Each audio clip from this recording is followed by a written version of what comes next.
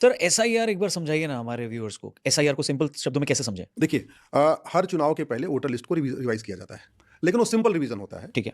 लेकिन जब election commission को लगे कि कहीं पे फर्जी वोटर ज़्यादा हैं, कहीं पे ऐसे लोगों की संख्या ज़्यादा है जो मर चुके हैं फिर भी उनका नाम जुड़ा हुआ है, हुँ। ऐसे लोग जो माइग्रेट कर रहे हैं फिर भी उनका नाम जुड़ा हुआ है, या विदेशी भी यहाँ पे रह रहे हैं, ऐसे कंडीशन में स्पेशल इंटेंसिव रिवीजन किया जाता है। स्पेशल इंटेंसिव रिवीजन में आपको बताना पड़ता है आपके पिताजी कहाँ कहाँ के वोटर हैं और आपकी माताजी कहाँ की वोटर हैं। ओके। और उसमें जैसे मान लीजिए मेरे घर में एसआईआर का फॉर्म आया, तो मुझे अपने वाले फॉर्म में तो ये बताना पड़ेगा मेरे पिताजी कहाँ के रहने वाले हैं। ओके। ठीक है, मेरी वाइफ को बताना पड़ा कि मेरे ससुर कहाँ रहते हैं। अच्छा। तो मतलब आपको दोनों तरफ आपको कंफर्म कराना है। ओके। ऐसे नहीं कि हमारे वोटर आईडी के आधार मेरी पत्नी का वोटर आईडी बन जाएगा, ऐसे नहीं होगा।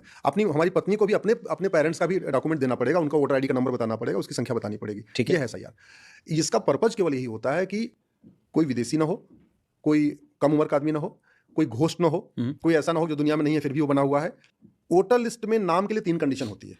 पहला, वो भारत का नागरिक होना चाहिए। हुँ। दूसरा, वो उसी क्षेत्र में रहना चाहिए।